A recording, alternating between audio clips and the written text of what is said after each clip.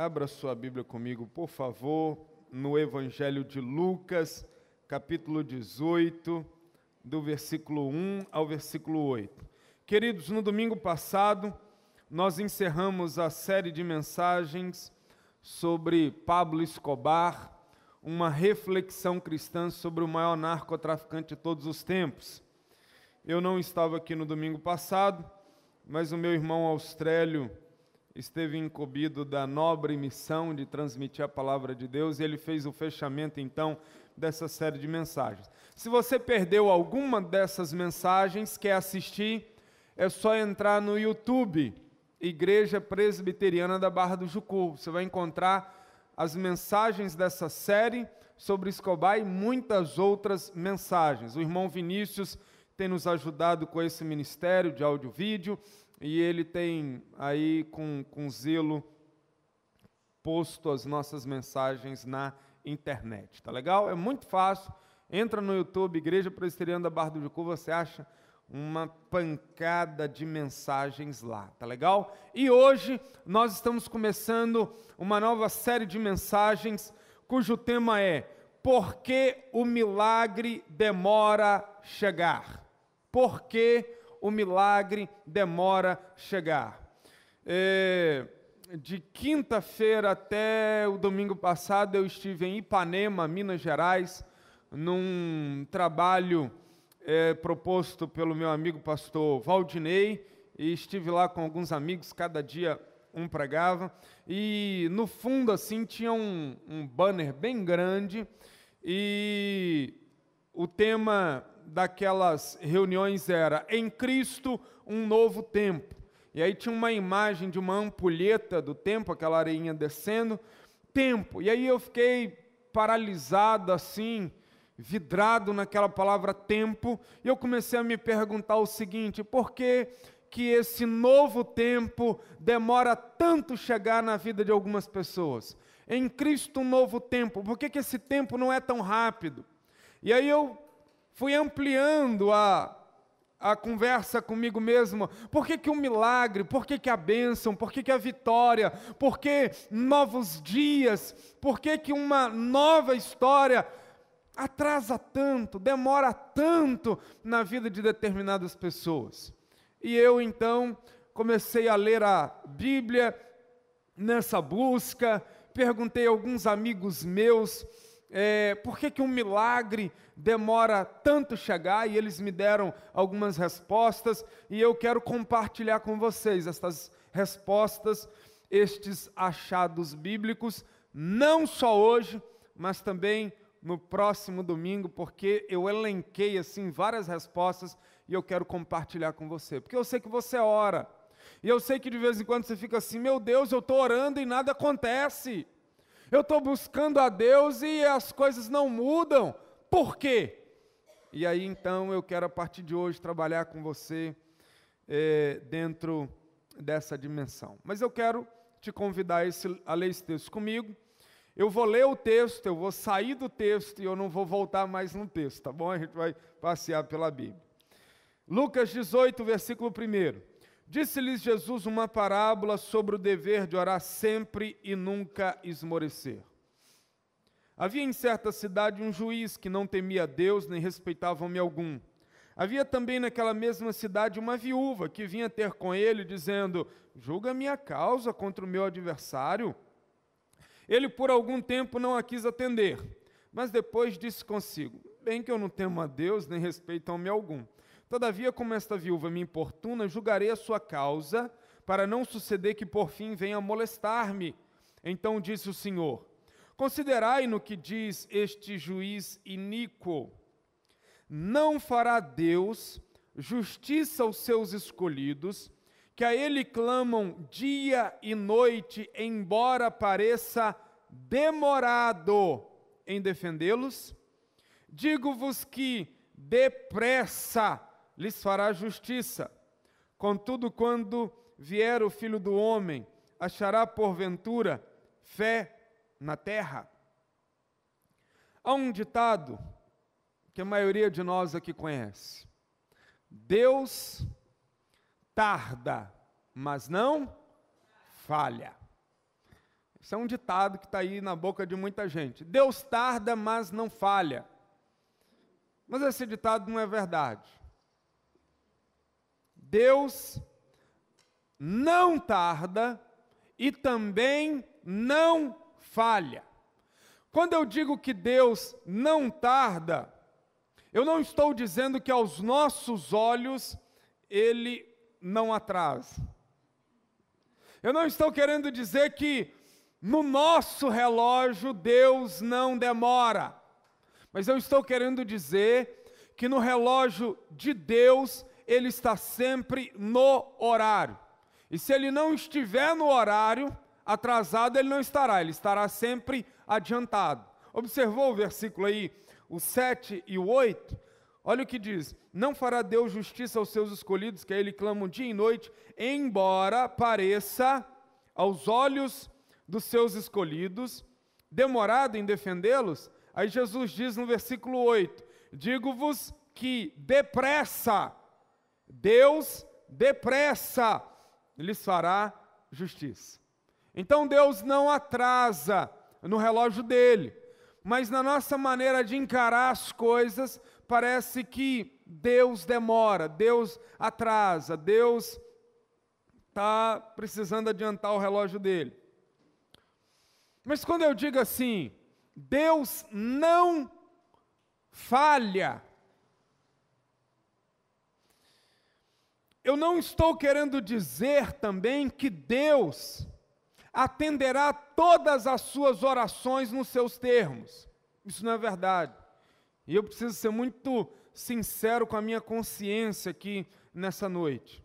Deus não atenderá certas orações nossas, como Ele não atendeu certas orações dos seus filhos. Por exemplo, Moisés tirou o povo de Israel do Egito, caminhou com o povo 40 anos no deserto, mas Deus não permitiu que Moisés entrasse com o povo na terra prometida. E Moisés orou, clamou, pediu a Deus, até que teve um momento que Deus disse para Moisés assim: Moisés, ei, basta, não vamos falar mais nisso, não adianta você orar, eu não vou deixar você entrar na terra prometida. E ele vai morrer sem entrar na terra prometida. Jesus Cristo, lá no jardim do Getsêmani, ele está orando, e de repente ele diz assim: Pai, se possível, passa de mim este cálice. Que cálice era esse? Era a cruz do Calvário. E ele segue a oração dizendo: mas não seja feita a minha vontade, sim a tua. E Deus não atendeu o pedido de Jesus, ele teve que tomar o cálice amargo da cruz do Calvário. O apóstolo Paulo recebeu num determinado momento da sua vida um espinho na carne, mensageiro de Satanás para o esbofetear. E ele então por 3 vezes ele diz assim: ó Deus, tira esse espinho da carne, acaba com essa provação, me dá alívio, me leva para um lugar de folga. E aí Deus então na 3ª vez diz assim: ei Paulo, basta, a minha graça te basta, porque o poder se aperfeiçoa na fraqueza. Então, é preciso a gente saber que na nossa relação de oração com Deus, as possibilidades de respostas da parte dele são pelo menos 3: sim, não e espera. E nessa série de mensagens eu quero fechar o escopo, o alvo da mensagem apenas dentro dessa dimensão do espera. Porque há orações que Deus vai atender na sua vida. Você vai orar, você vai clamar, você vai pedir, e Deus vai falar assim: vou te atender, meu filho, mas não agora. Espera um pouco, calma seu coração. Fique esperando, porque antes de eu liberar essa bênção, esse milagre, eu preciso trabalhar algumas coisas na sua vida. E que coisas são essas? Então, nós vamos ver estas respostas. E aí, eu quero que você encha o seu coração de paixão pela oração, sabendo que oração não é tempo perdido. Oração não é palavras soltas ao vento. Deus nos chama para ser seus parceiros na realização dos milagres no mundo. Deus quer agir através das orações. A palavra de Deus diz em Tiago: nada tendes porque não pedis. De modo que há milagres, intervenções, bênçãos que só virão da parte de Deus para nós se nós pedirmos em nome de Jesus, mediante Jesus, que é o sim de Deus, o amém de Deus, porque Deus só pode nos atender mediante o sacrifício do seu Filho na cruz do Calvário, que abriu, que rasgou o véu, que nos fez agora estar em livre acesso com Deus Pai. Mas a pergunta é, por que então certos milagres demoram a chegar no nosso relógio, tá bom? Eu quero me arriscar então algumas respostas. Primeira resposta, por causa da desobediência do pecado. Tem orações que demoram a ser atendidas por Deus por causa do nosso pecado. Gente, o pecado ele atrasa as coisas boas de chegar à nossa vida da parte de Deus. O povo de Israel sai do cativeiro egípcio. Do cativeiro egípcio até a terra prometida, Patrick, se eles fossem direto, eles gastariam apenas 2 meses de caminhada. Mas porque eles pecaram pela incredulidade, Deus então faz com que eles fiquem rodando 40 anos no deserto. Uma caminhada de 2 meses converte-se numa caminhada de 40 anos, até que, enfim, eles possam entrar na terra prometida. Por causa de quê? Do pecado. No Novo Testamento nós temos a história de um homem paralítico, que viveu 38 anos à beira de um tanque chamado Betesda, esperando que as águas se movessem e que ele então pulasse primeiro dentro daquele tanque e fosse curado. Pois bem, certo dia Jesus passa por lá e Jesus cura esse homem. A pergunta que nós temos que fazer é essa: por que Jesus levou 38 anos para entrar na existência desse homem? Por que Jesus não o curou quando ele estava com 5 anos de paralisia? Por que Jesus não o curou quando ele estava com 10 anos de paralisia? Por que teve que esperar 38 anos? Preste atenção. Depois que Jesus o cura, Jesus se afasta dele, muita gente por ali, e depois Jesus encontra-se com esse homem lá no templo. Quando Jesus encontra-se com esse homem no templo, olha o que Jesus diz para ele, ali em João 5,14. Olha que já estás curado, não peques mais, para que não te suceda coisa pior. Esse homem ficou 38 anos paralítico por causa do pecado. Jesus o cura, volta-se para ele e diz: 38 anos paralítico por causa do pecado, então não peques mais, para que não te suceda coisa pior. E eu fico até me perguntando, o que é que pode ser pior do que viver 38 anos paralítico à beira de um tanque, afastado da família, dependendo da generosidade das pessoas. Tem uma coisa que é pior do que isso, é o homem morrer sem Jesus.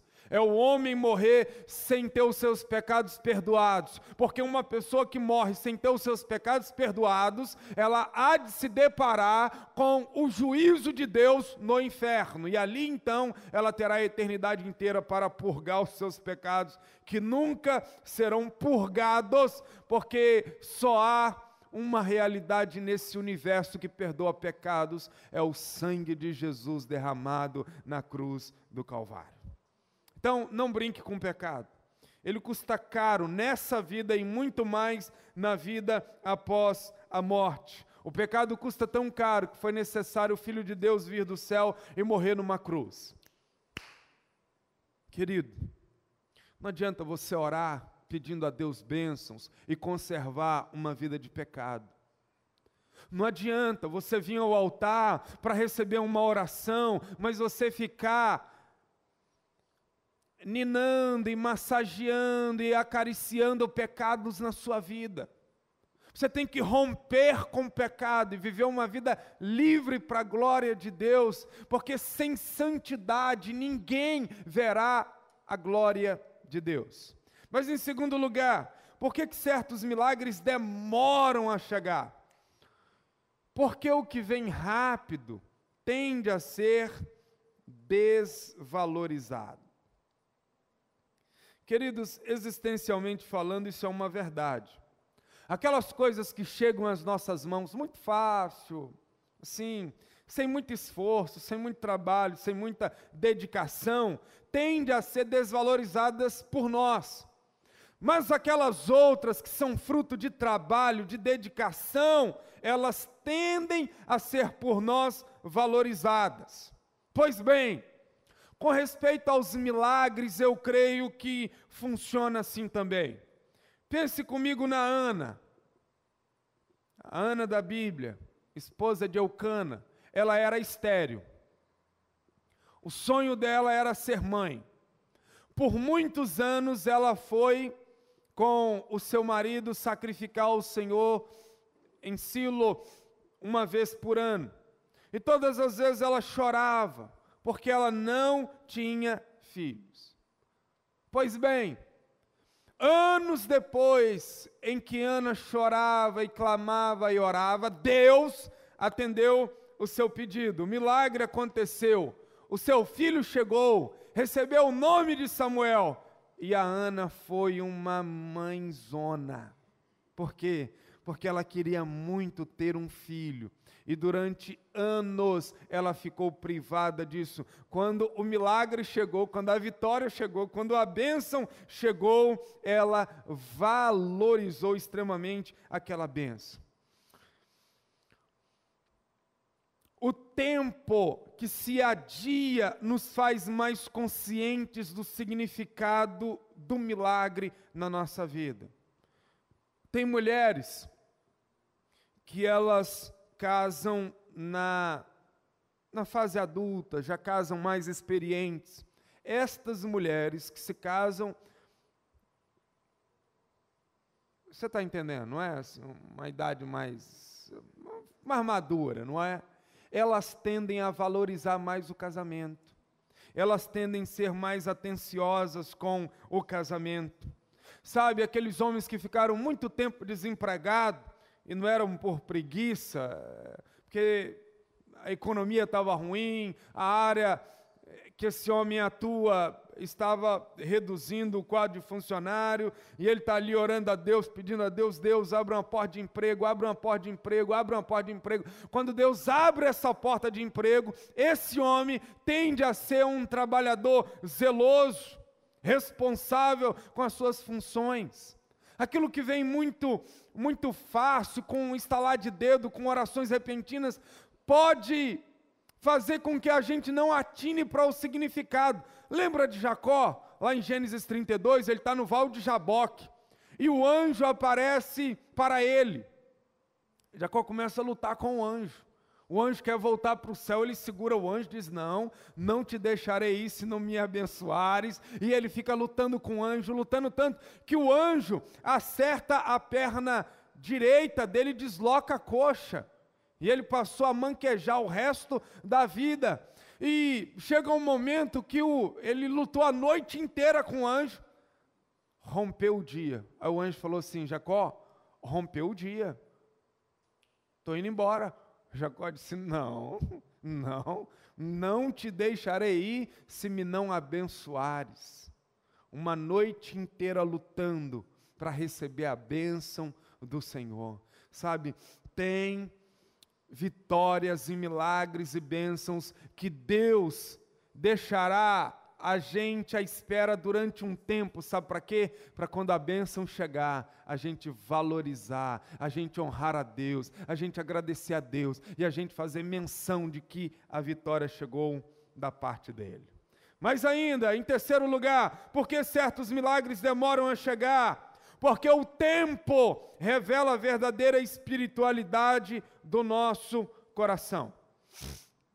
Há um tempo atrás, uma mulher começou a frequentar aqui a igreja, e ela pediu para conversar comigo, e eu a recebi, nós conversamos uma manhã, e ela disse assim: pastor, o meu problema é o casamento, eu e meu marido, nós estamos morando em casas separadas, mas eu quero voltar para ele, eu quero restaurar esse casamento, e eu quero que o senhor ore comigo nesse propósito. E aí conversei mais com ela e disse: sim, vamos orar por isso. Só que passou algumas semanas e alguns meses e nada aconteceu. O casamento continuava a mesma, ela para o lado de cá e ele para o lado de lá. Até que um dia ela chegou para mim e disse assim: sabe, pastor, as orações não estão fazendo efeito não. O meu casamento continua o mesmo, a gente ainda não voltou, e sabe de uma coisa? Vou ser sincero com você, eu não tenho tempo para esperar não.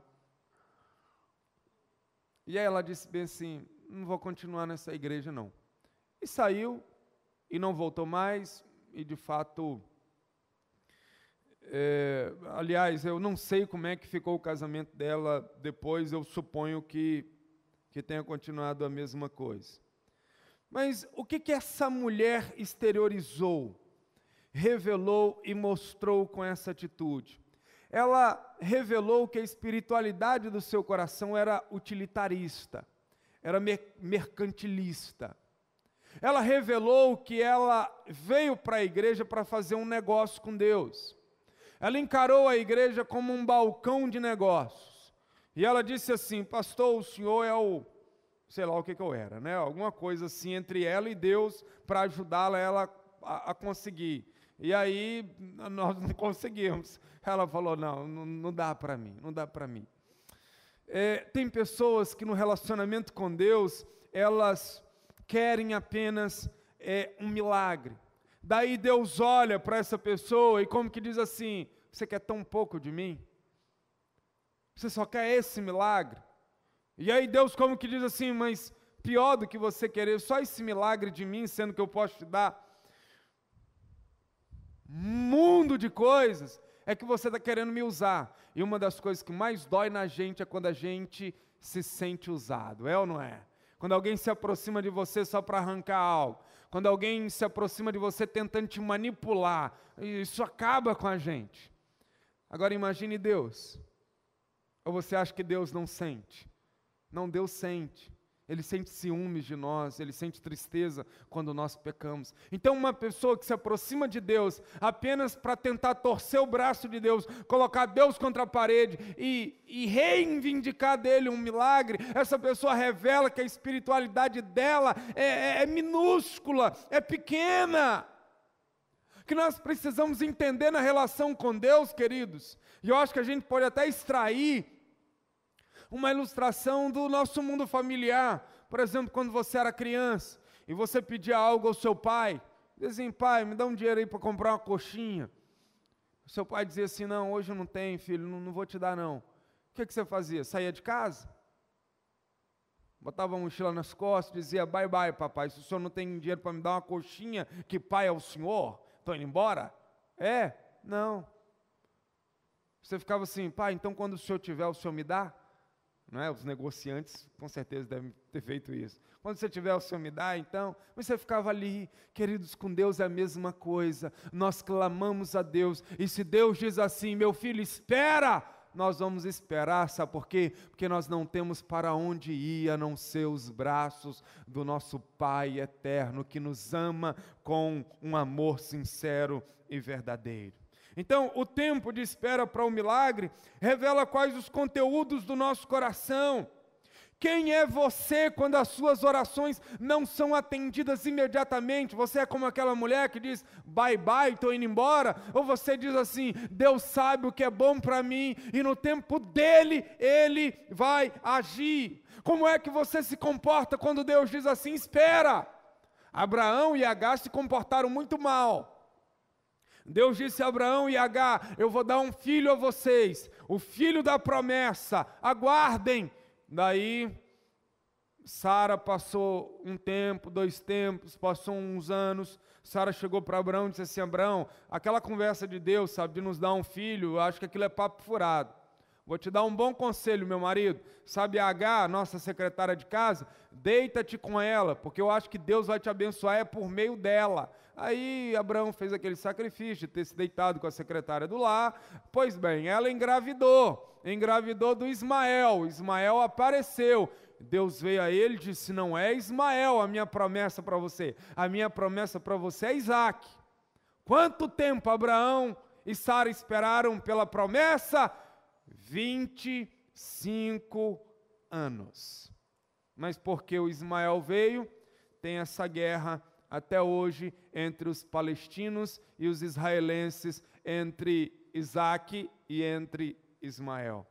Nós devemos aprender com o salmista, olha ali, ó. Esperarei confiantemente pelo Senhor.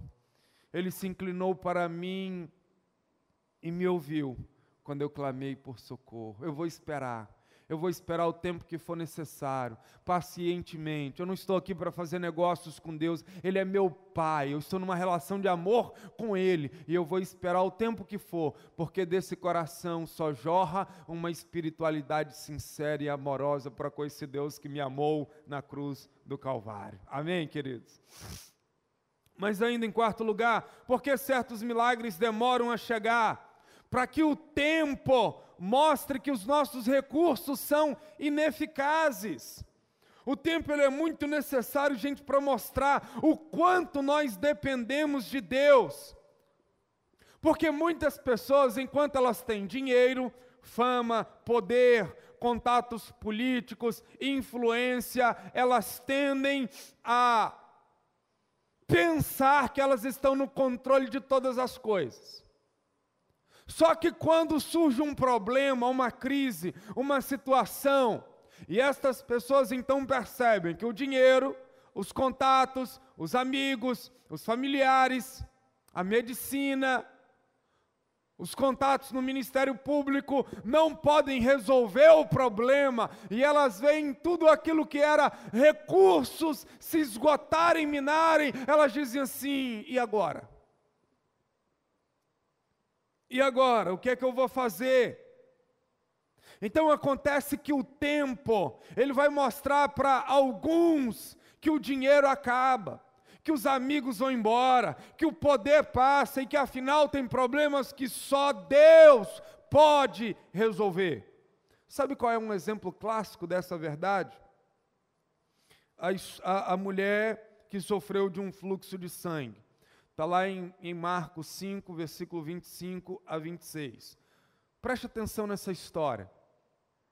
Aconteceu que certa mulher, que havia 12 anos, vinha sofrendo de uma hemorragia, e muito padecera a mão de vários médicos, tendo despendido tudo quanto possuía, sem contudo nada aproveitar, antes, pelo contrário, indo a pior. Foi nesse cenário, nessa situação, nesse drama, em que o dinheiro e a medicina nada podia fazer por essa mulher, que ela vai ter um encontro com Jesus. Olha o versículo 27. Tendo ouvido a fama de Jesus, vindo por trás dele, por entre a multidão, tocou-lhe a veste. A pergunta que nós devemos fazer é: se Deus a curou 12 anos depois da hemorragia, se estava estabelecido que Deus iria curá-la, por que Deus não a curou 1 mês depois da hemorragia? Por que Deus não a curou 1 ano depois, ou 3 anos depois, ou 4 anos depois? Por que teve que esperar 12 anos? Aí a resposta que eu encontro é que esta mulher estava amparada pelo dinheiro, pela medicina.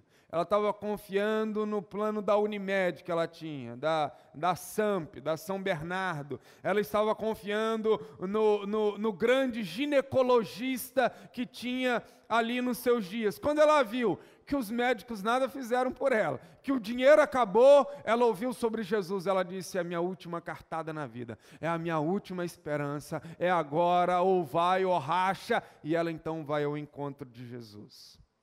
Aí, eu preciso dizer para você, muitos milagres, bênçãos e vitórias da parte de Deus só virão ao nosso encontro depois que as nossas tentativas frustradas com o dinheiro, com a política, com o poder, com a medicina e com outras realidades forem por água abaixo. Antes de Deus fazer um milagre, é preciso que a gente tenha plena e total consciência da nossa dependência dEle. Enquanto se acredita que o dinheiro pode, o milagre não vem. Enquanto se acredita que os contatos na política resolverão a crise, Deus fica de fora. Enquanto se acredita que o poder e a influência darão um jeito nessa situação, Deus como que fica assim, vai lá, estou te olhando. Mas quando nós dizemos assim, não Deus, não confio em nada disso, isso tudo para mim é secundário. Se o Senhor quiser usar disso para resolver a minha situação, amém. Mas eu confio no Senhor, e no Senhor eu deposito a minha esperança, e no Senhor eu ponho a minha fé, e no Senhor eu coloco o meu coração, e eu peço a Ti, haja. Então o milagre demora chegar para que o tempo mostre que os nossos recursos são ineficazes. Como disse o meu amigo pastor Wellington Fonseca, assim é necessário para que sejamos forjados na dependência de Deus. E por último, para a gente encerrar, por que certos milagres demoram a chegar? Porque quanto mais o tempo passa, maior será a glória de Deus quando agir milagrosamente. Aleluia. Preste atenção, quanto maior o tempo da espera, maior a glória do milagre. Preste atenção na relação de Jesus com seu amigo Lázaro. É uma história que está registrada em João, capítulo 11, versículo 3 a 6. Preste atenção. Mandaram, pois, as irmãs de Lázaro dizer a Jesus, Senhor, está enfermo aquele a quem amas. Ao receber a notícia, disse Jesus, esta enfermidade não é para a morte, e sim para a glória de Deus, a fim de que o Filho de Deus seja por ela glorificado. Ora, amava Jesus a Marta e a sua irmã e a Lázaro. Quando, pois, soube que Lázaro estava doente, ainda se demorou 2 dias. Ainda se demorou 2 dias no lugar onde estava.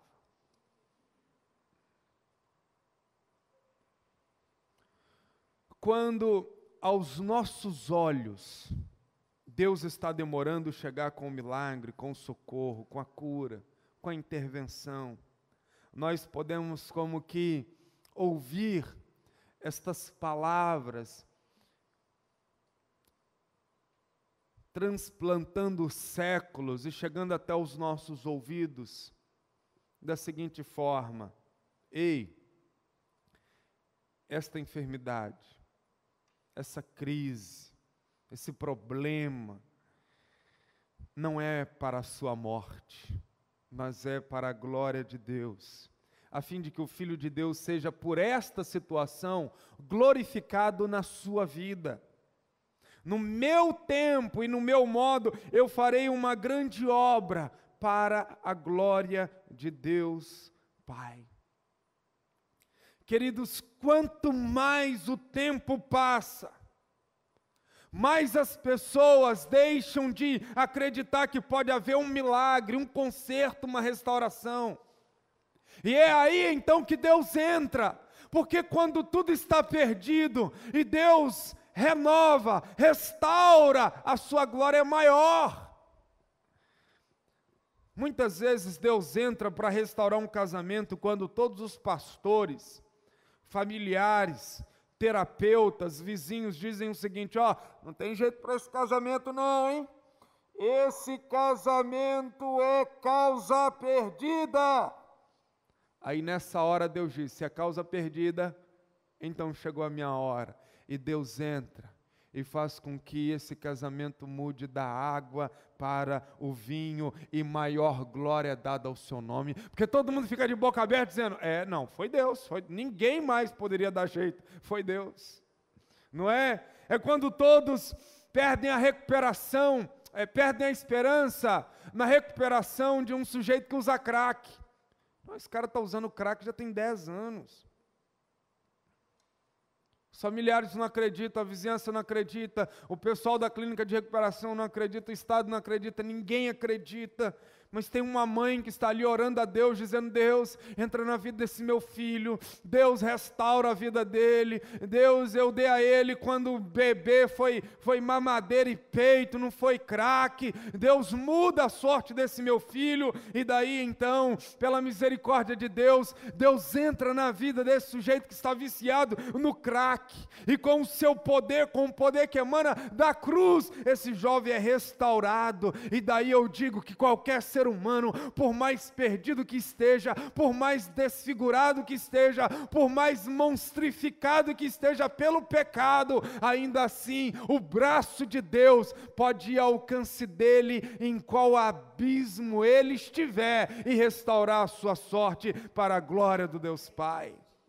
Então, queridos, aquilo que aos nossos olhos está demorando, está atrasando aos olhos de Deus, eu como que posso ouvir Deus dizendo assim, ei filho, espera aí que eu estou juntando mais glória. Você diz assim, Deus entra agora, e Deus diz assim, não, calma mais um pouquinho que eu vou fazer um milagre ainda maior, eu estou juntando mais glória. Aí você diz, Deus, eu estou cansado, eu vou desistir da vida. Aí Deus diz, não, espera aí, eu estou juntando mais glória. E quando todo mundo diz assim, é causa perdida, aí Deus entra em ação, e todo mundo à volta fica boquiaberto, e a glória de Deus é exaltada. Ele está juntando glória para o seu nome santo. Queridos, eu concluo dizendo o seguinte: dentro da realidade dos milagres, há uma diferenciação de peso de glória em milagres de milagres. E eu seguramente posso dizer para você agora o seguinte: o maior de todos os milagres que Deus pode fazer na vida de um homem e de uma mulher é a salvação em Cristo Jesus. Não existe milagre maior. Digno de nota é dizer o seguinte, que o maior de todos os milagres, você não precisa esperar tempo nenhum. Olha que extraordinário. Muitas vezes, para eu receber uma cura, eu preciso esperar um tempo. Você, para resolver uma situação financeira, você precisa esperar um tempo. Para uma restauração de um casamento, você precisa esperar um tempo. Para uma reconstituição da sua reputação, que foi manchada por uma calúnia, você precisa esperar um tempo. Para você galgar um lugar de maior destaque na sociedade, na sua profissão, você precisa esperar um tempo. Mas o maior de todos os milagres, que é ter os pecados perdoados, que é ter a consciência aplacada pela paz de Cristo Jesus, eu não preciso esperar tempo algum, basta eu me voltar para Ele com o meu coração contrito e arrependido, e nesse exato momento, eu sou por Ele perdoado dos meus pecados. Aleluia! Para ser salvo da condenação eterna, Jesus disse assim, porque Deus amou o mundo de tal maneira, que deu o seu Filho unigênito, para que todo que nele crê, não pereça, mas tenha a vida eterna. João 3,36, Jesus diz, por isso quem crê no Filho tem a vida eterna. Não precisa esperar. Eu creio, espero, para ver se Deus faz um balanço da minha vida, me pese na sua balança divina para ver se eu sou aprovado. Não, não. Quem olhar para a cruz e aplicar a fé ali, recebe a vida eterna. Se com a tua boca confessares Jesus como Senhor e em teu coração creres que Deus o ressuscitou dentre os mortos, serás salvo. O maior de todos os milagres você pode receber agora, a salvação em Cristo Jesus, o nosso Senhor. Amém? Amém? Vamos ficar em pé. Você que está nos assistindo aí pela internet, Deus te abençoe, fique na paz em nome de Jesus.